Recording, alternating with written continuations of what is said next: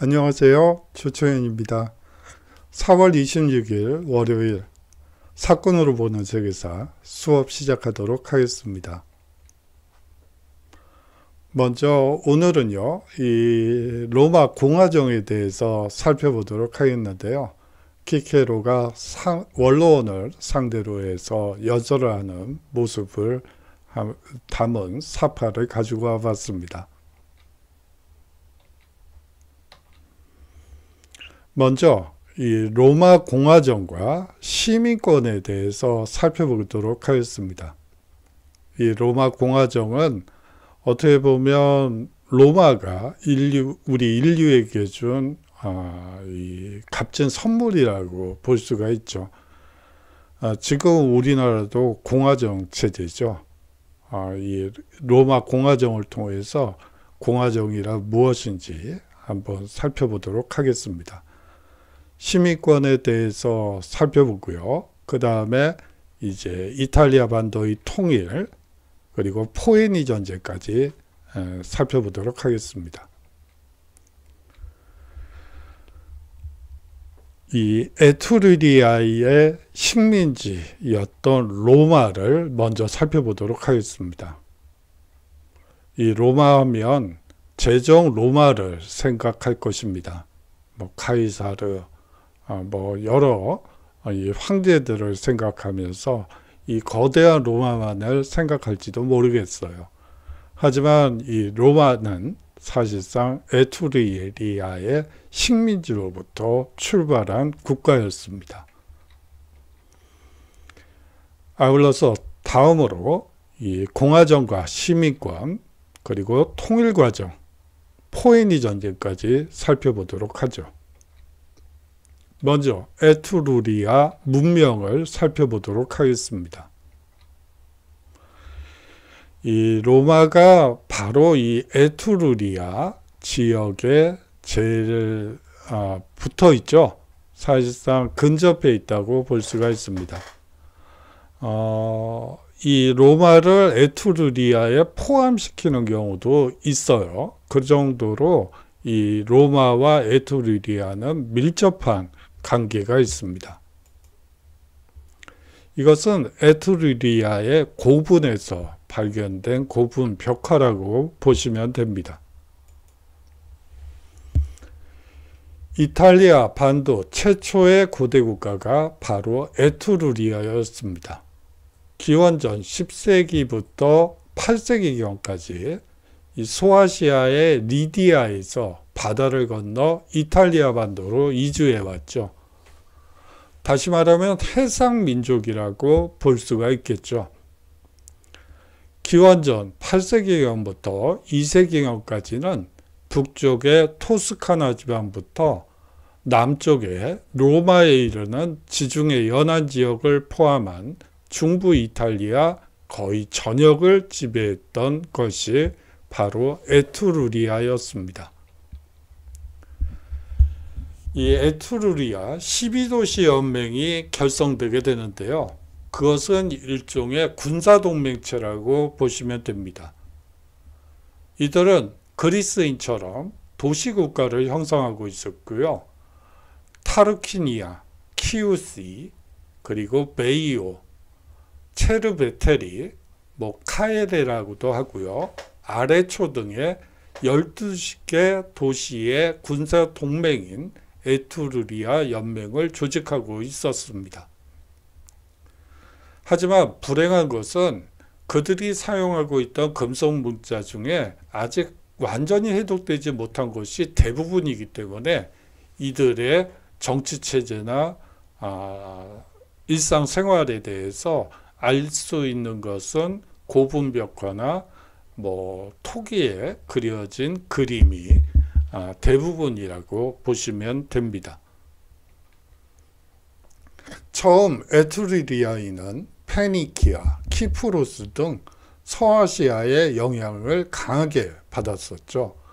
왜냐하면 이들이 서아시아로부터 바다를 건너 로마로, 이탈리아 반도로 들어왔기 때문에 처음엔 당연히 서아시아의 영향을 강하게 받을 수밖에 없었습니다. 그러다가 기원전 7세기경부터 이탈리아 남부의 그리스 식민 도시와의 교류가 활발해지죠. 따라서 그리스 문화로부터 강한 영향을 받게 됩니다. 로마인들은 에트루리아인을 잔인하고 야만적이며 향락적인 것으로 평가하고 있는데요. 이것은 어디까지나 식민 지배를 받던 로마인들이 에트루리아인들을 몰아낸 뒤에 이렇게 평가한 것이기 때문에 과연 그들이 잔인하고 야만적이며 향락적이었냐는 또 다른 문제라고 볼 수가 있습니다. 단지 로마인들은 그렇게 평가했던 것에 지나지 않습니다. 원로원, 귀족 공화정에 대해서 한번 살펴보도록 하죠. 먼저 로마의 건국을 살펴보도록 하죠. 기원전 8세기경에 라틴인이 테베레 강변에 세운 도시국가로부터 시작했습니다. 처음에는요, 이웃 에트루리아 출신 왕의 지배를 받는 왕정체제였죠.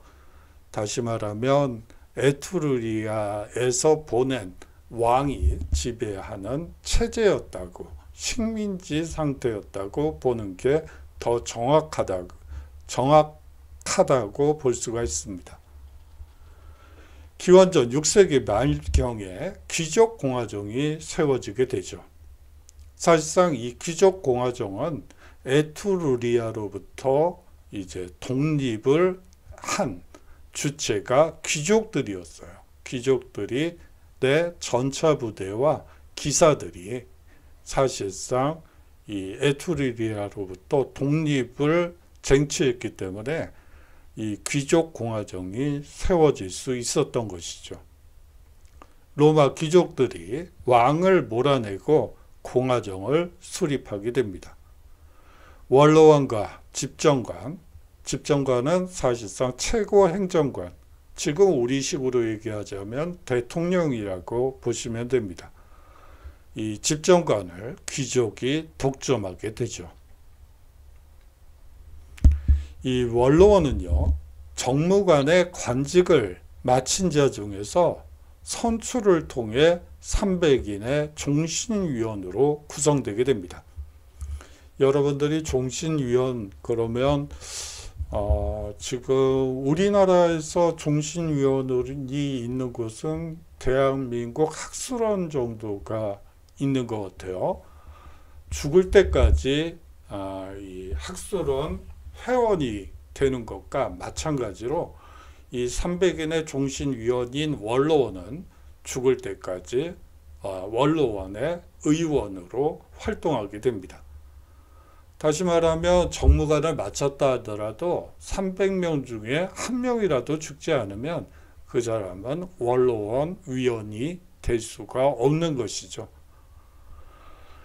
로마 공화정 시대의 실질적인 지배기관으로 평민의 의결을 비준하고 국가 행정, 재정, 종교, 입법 등에 대해 집정관의 자문에 응하는 것이 바로 원로원이었습니다. 하지만 실질적으로는 원로원의 의결로서 집정관을 구속할 수 있을 정도의 막강한 권력을 행사하고 있었던 것이 바로 원로원이었죠. 자, 중장보병에 대해서 살펴보도록 하겠습니다. 중장보병의 모습입니다. 단결력과 협동력이 그리고 똑같이 진군하고 같은 속도로 진군하고 후퇴도 똑같은 속도로 해야지만 이 진을 유지할 수 있었던 것이죠. 귀족들이 에트루리아로부터 독립을 이루기 위해 맹활약한 전차와 기병을 중심으로 한 전투에서 평민들이 중무장의 밀집 대응을 유지하는 단결력과 협동력이 특히 중요한 전투로 전투 양상이 변화되게 됩니다. 군량미와 군수장비는 스스로 조달해야 했기 때문에 평민의 발언권이 커지면서 정치에 대한 참여 요구가 강해지게 되는 것이죠.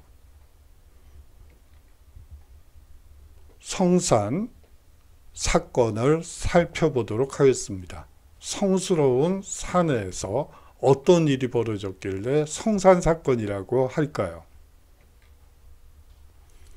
기원전 494년과 기원전 449년에 두 차례에 걸쳐서 로마의 평민들이 귀족에 대항하여 이 로마 동북쪽에 있던 성산에 진을 치고 새로운 도시국가 건설을 선언하게 됩니다.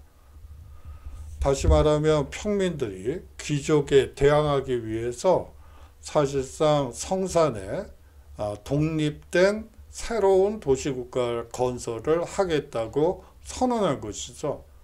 그렇게 되면서 평민들이 이제 이 로마로부터 성산으로 이제 모여들게 됩니다.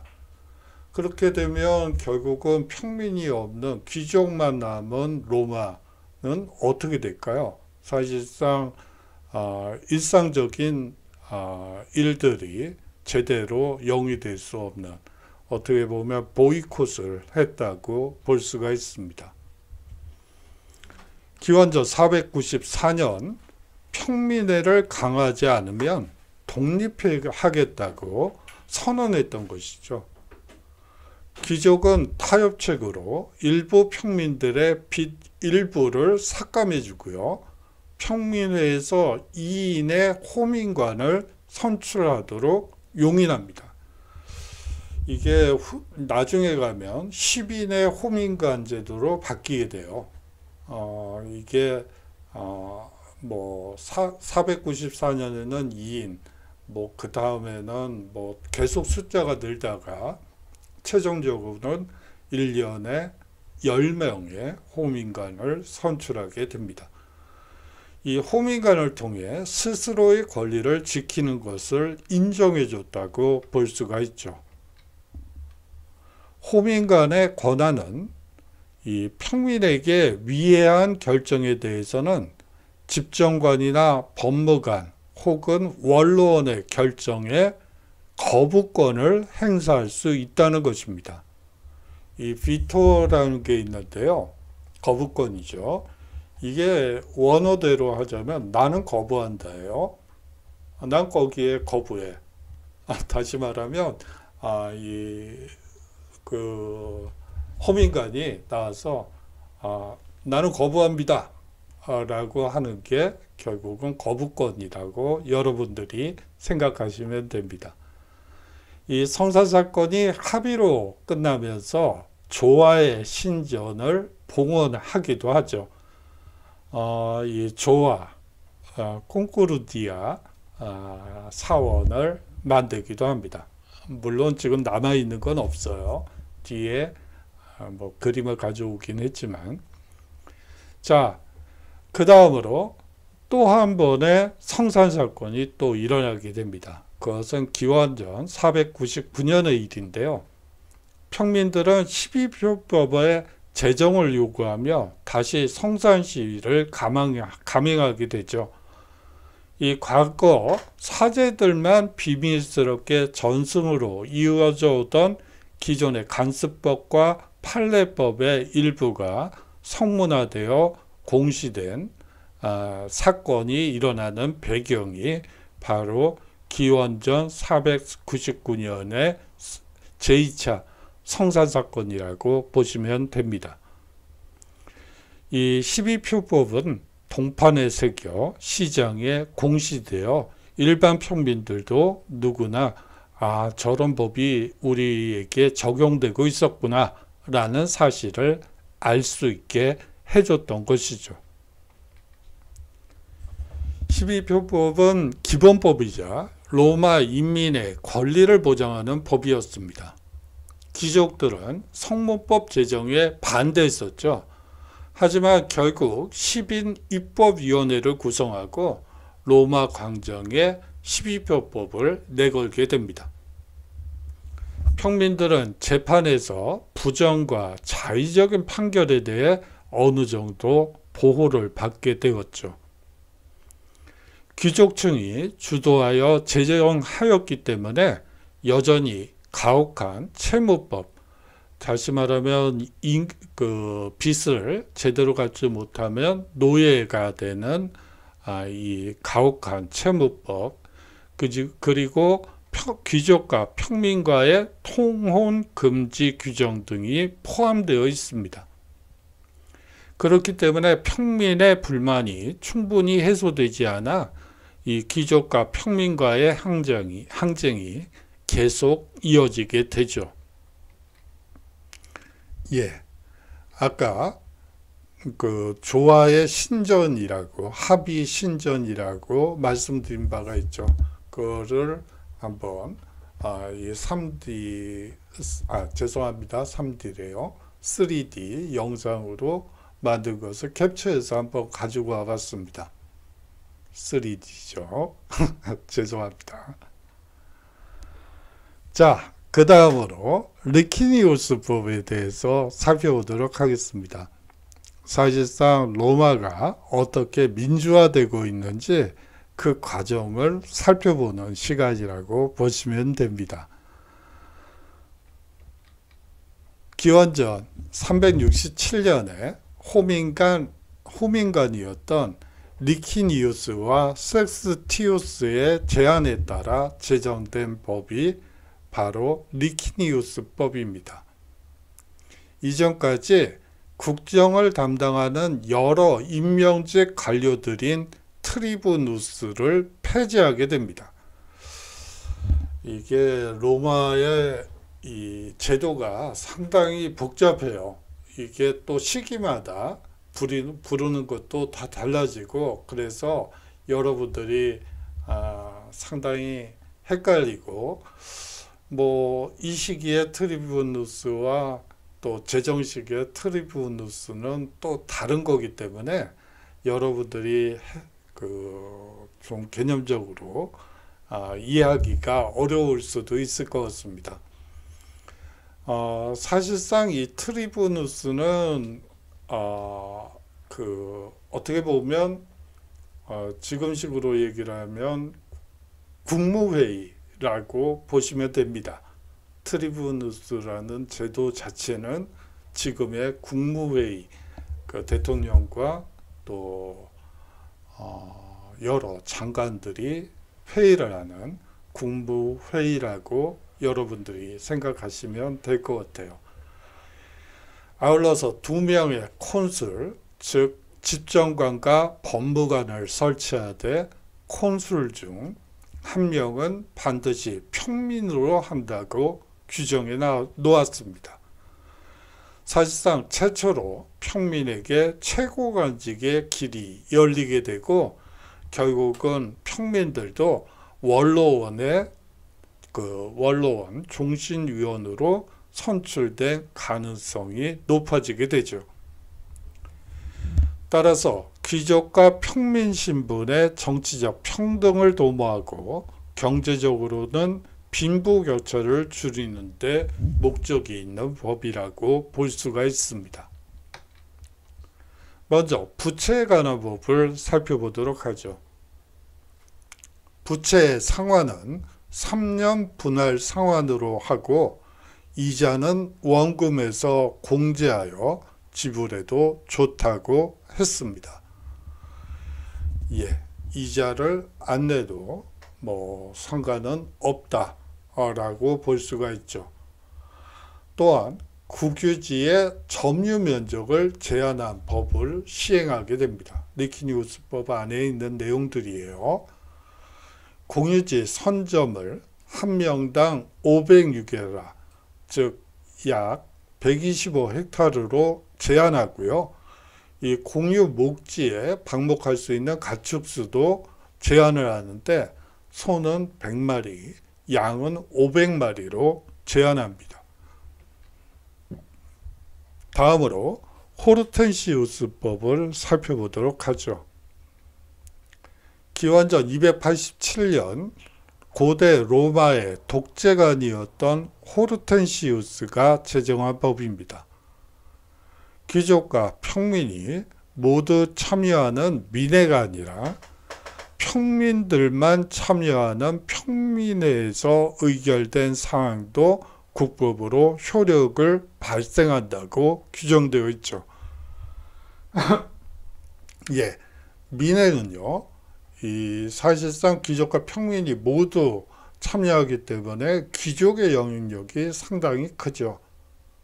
거기에 비해서 평민들만 참여하는 평민회의 경우에는 평민들만이 모여서 사실상 자기들의 애로사항이나 이제 문제점을 얘기를 하고 이 공론화시키는 장이기 때문에 사실상 평민들을 위한 안들이 많이 나올 수밖에 없습니다. 거기에서 의결된 사항도 국법으로 효력이 발생하게 되었다는 것을 의미하죠.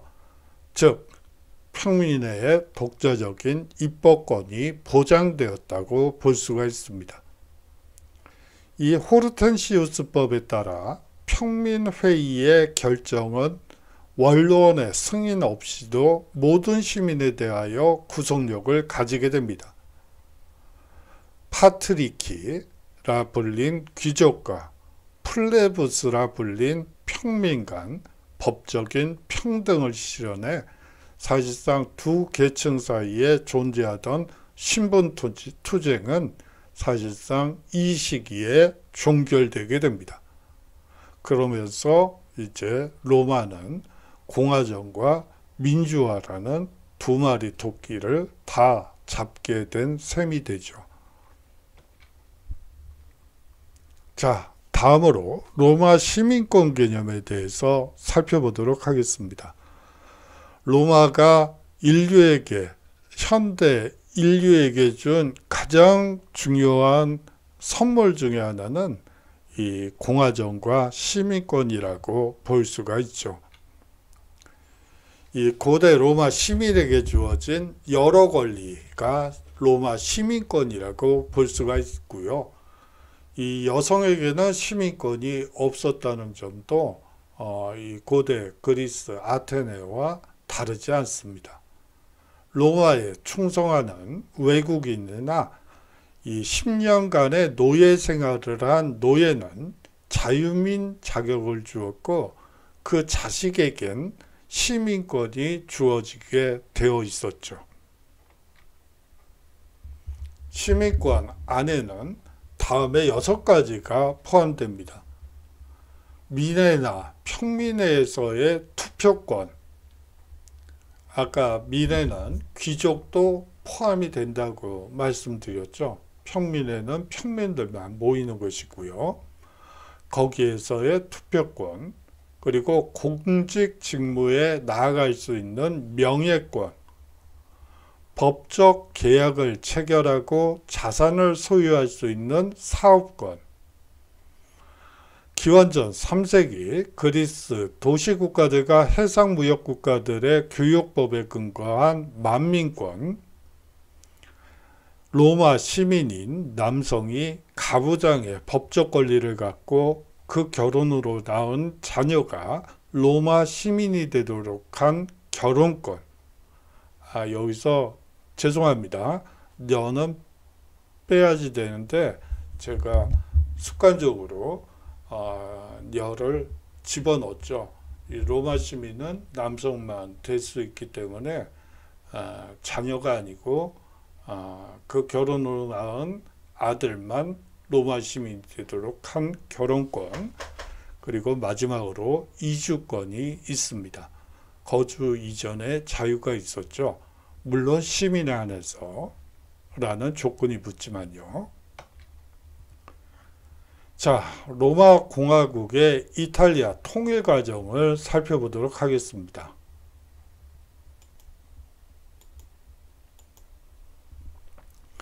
왕정 시대에는요, 아까 에트루리아의 지배를 받았던 그 왕정 시대에는 로마 인근 도시국가를 제패했고요. 그 다음에 기원전 4세기 후반 이제 라티움을 통일하게 됩니다. 기원전 4세기 후반에서 BC 3세기 전반 기간 동안에는 이탈리아 중남부 산악지대의 삼림족을 흡수하게 되고요.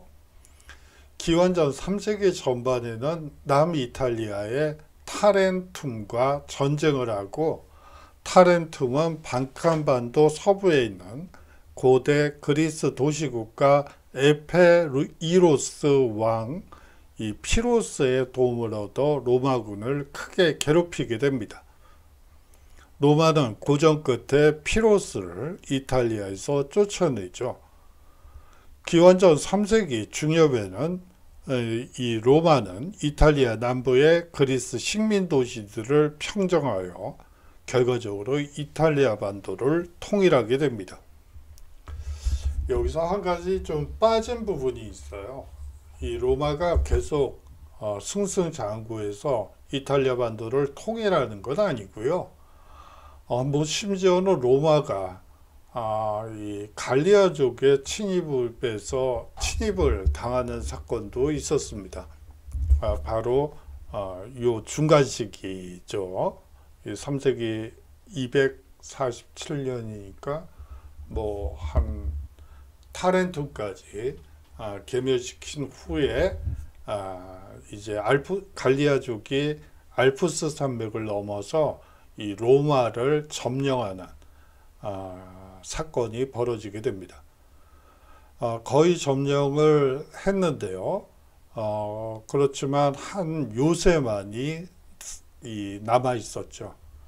그 요새와 관련해서 이제 뭐 거위들이 이 호국 영웅으로 부각되고, 이 로마에 무슨 축제가 있거나 그런 경우엔 이 거위들이 항상 맨 앞에 나타나는 그런 일들이 있는데, 그것은 갈리아족이 이제 그 요새를, 제가 그 요새 이름은 잊어버렸네요. 그래서 그냥 요새라고 말씀을 드릴게요. 죄송합니다.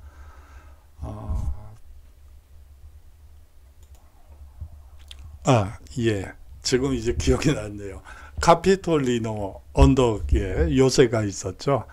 그 카피톨리노 언덕만 빼놓고 나머지 로마는 이제 갈리아족이 모두 차지하게 됩니다. 이제 그 요새를 갈리아족이 이제 차지하기 위해서 성벽을 오르고 있는데, 이 로마군들이나 심지어는 이 군견들까지도 모두 피곤해서 지쳐서 잠을 자고 있는데, 이 거위떼가 갑자기 이 난리법석을 핀 거죠. 푸드덕 푸드덕 거리면서. 그렇게 되면서 이제 군사령관이 깨어나고 이제 군졸들을 깨워서 이제 갈리아족을 물리쳤기 때문에 이 거위가 호국 영웅이 되는 그런 일도 있었습니다. 그러한 시련을 극복하고 로마는 이제 이탈리아 반도를 통일하게 되죠. 여기 보세요.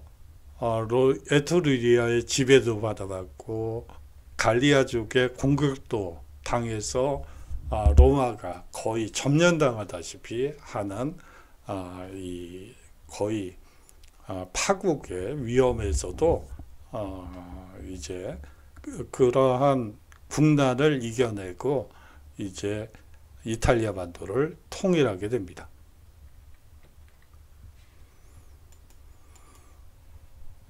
기원전 3세기 중엽, 이탈리아 남부의 그리스 식민 도시들을 평정하여 이탈리아 반도를 통일하게 되죠. 이탈리아의 각 도시 국가에 대해 자치를 허용하고 군사권과 외교권만을 이 로마가 주게 됩니다. 그래요. 바로 이것이 로마가 가지고 있는 이 힘이라고 볼 수가 있죠. 이전의 전쟁에서는 이 선택권이 하나밖에 없어요. 싸우느냐, 아니면 싸워서 져서 노예가 되느냐, 죽느냐, 노예이냐, 이 문제죠. 그렇기 때문에 사실상 피 터지는 이 전쟁이 될 수밖에 없습니다. 거기에 비해서 이 로마는 시민권이라는 제2의 안을 내놓죠. 자, 성문을 열고 로마의 시민권을 얻을래?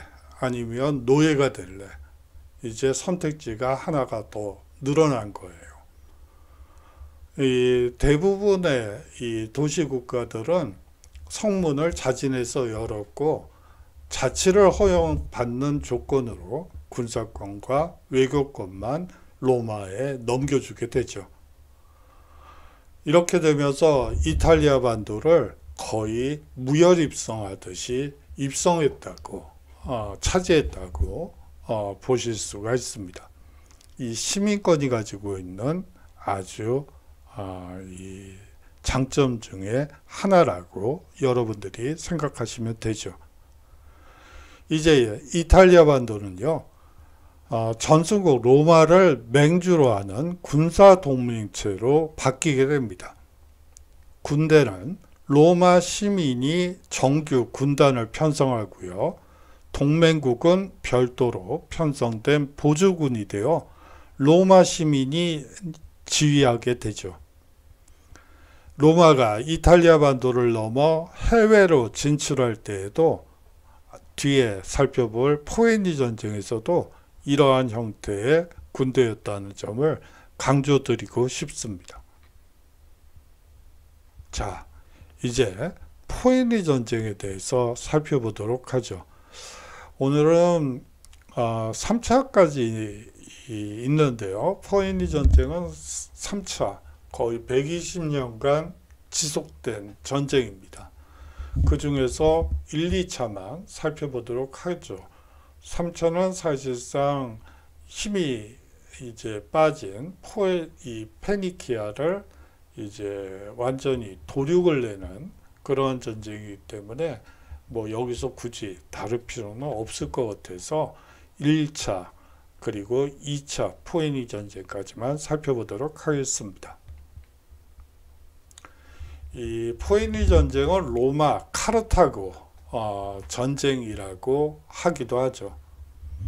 이 포에니라는 말은 라틴어로 페니키아인을 가리킵니다. 그래서 포에니 전쟁 혹은 로마 카르타고 전쟁이라고 불리기도 합니다. 이 사실상 이 포에니 전쟁의 원인은 지중해 해상권을 장악하기 위한 로마와 카르타고의 대결이었죠. 결과적으로 로마가 승리함으로써 지중해 일대의 해상권을 장악하고 이를 바탕으로 세계 제국으로 성장하게 됩니다. 제1차 포에니 전쟁부터 살펴보도록 하겠습니다. 시칠리아 북동단에 이 그리스 식민시였던 메시나를 둘러싼 갈등이 이 카르타고와 로마 사이에 고조되게 됩니다. 로마군은 시칠리아 남쪽 해안에 아크라가스를 점령하고요.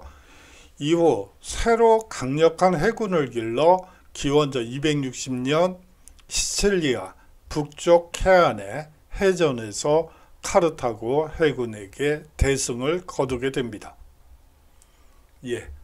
사실상 로마는 이 전쟁이 있기 전까지는 이 육군이 중장보병이 위주의 이 전쟁을 했습니다. 다시 말하면 해전 경험이 전무했죠. 그러다가 이제 카르타고와의 처음 해전에서 대승을 거두게 되었죠.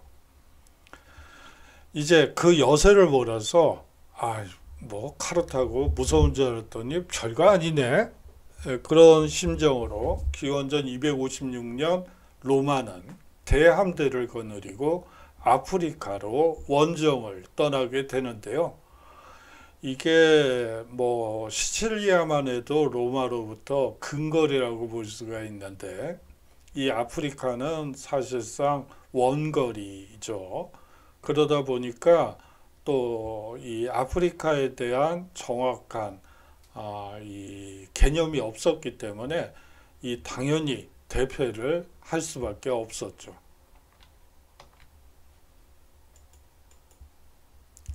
시칠리아 서쪽 아이가테스 해전에서 이 로마가 승리하게 됩니다.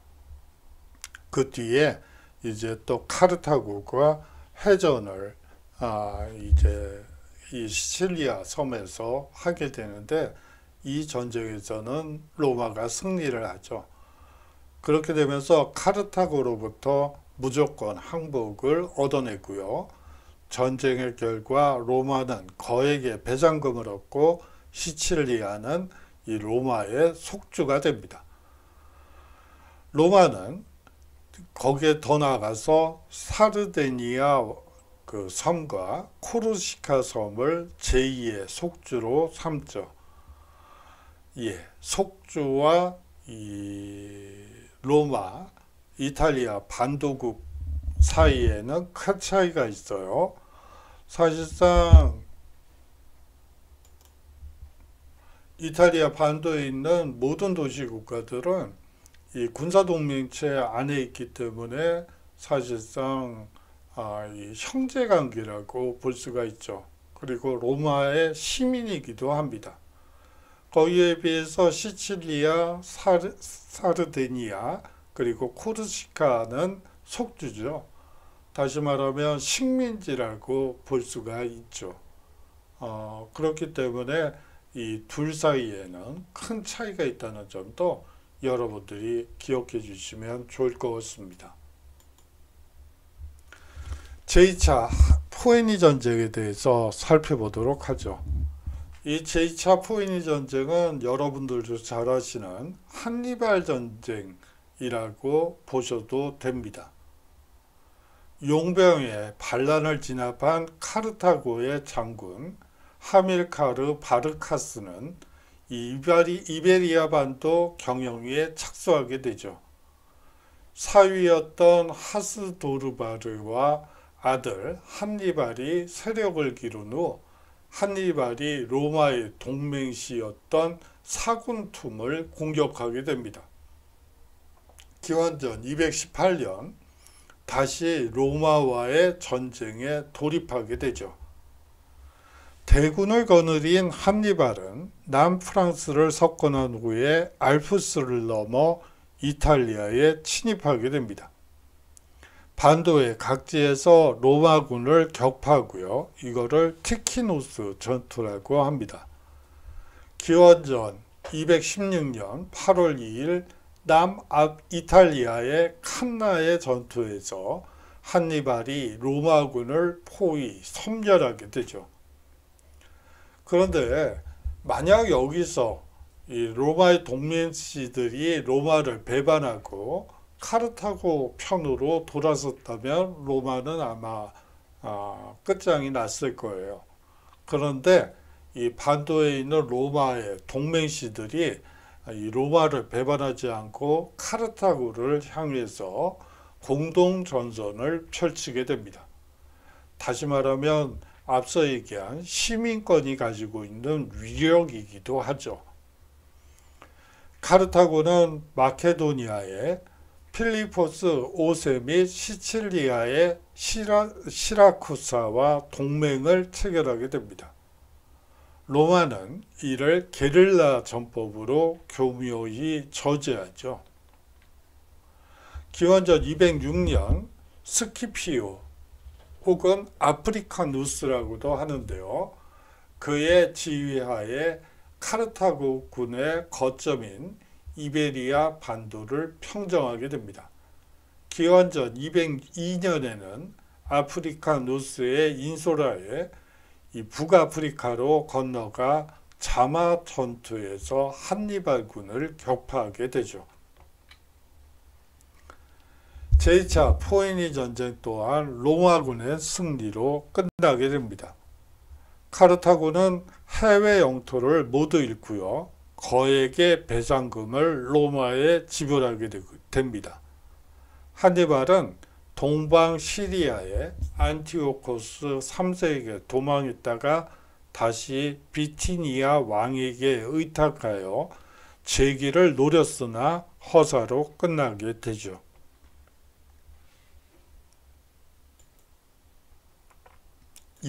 오늘은 이 공화정과 시민권이 로마의 팽창에 미친 영향을 한번 여러분들이 정리해 주셨으면 좋겠습니다.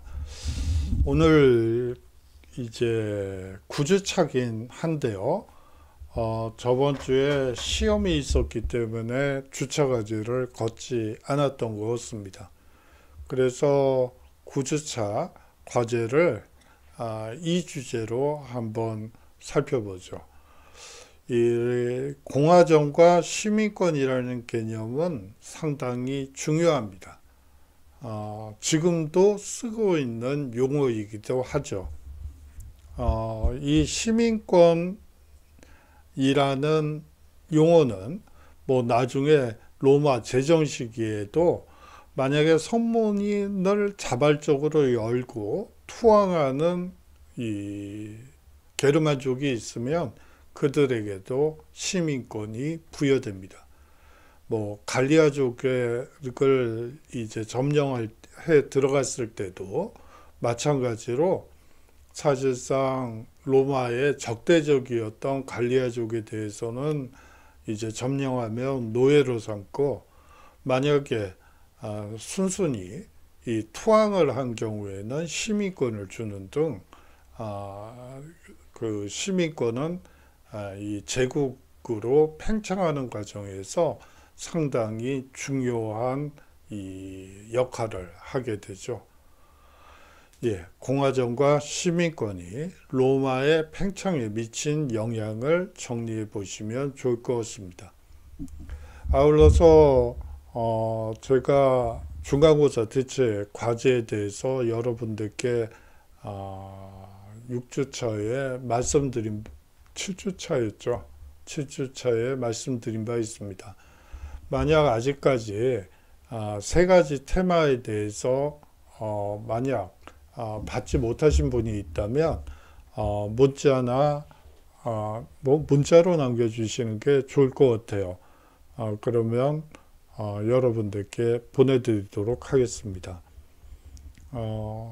사실 중간고사 지금 사실은 기말고사가 더 문제인 것 같아요. 뭐 지금 백신 이 수급 양이나 뭐 그런 걸 봤을 때 기말고사도 사실은 좀 어떻게 될지 잘 모르겠어요. 뭐 기말고사에 대해서는 뭐 지금 공지 드릴 필요는 없을 것 같고, 그렇지만 뭐 제가 좀 고민을 많이 해봐야죠. 어떻게 하면 여러분들이 모두가 인정할 수 있는 뭐 이 시험이 됐던 뭐가 됐던 되도록 만반의 준비를 해둬야지 될 것 같다는 느낌이 드네요. 뭐 다음 학기에는 뭐 정상화 되겠죠? 뭐 되겠죠. 뭐 이제 코로나로 인한 비대면 수업이라는 것도 이제 역사 속의 유물로 됐으면 하는, 그때 그런 시절이 있었지 정도로 이제 끝나는 일이 됐으면 하는 바람이 있네요. 그래요. 여러분들이 5월 중순까지, 제가 날짜는 잊어버렸네요. 다시 공지를 드리겠지만 좀 반드시 제출을 해 주십사 부탁드리고 싶습니다. 장시간 동안 수업 들어주셔서 감사하고요. 우리 건강한 모습으로 다음 주에 만나도록 하죠. 감사합니다. 안녕히 계십시오.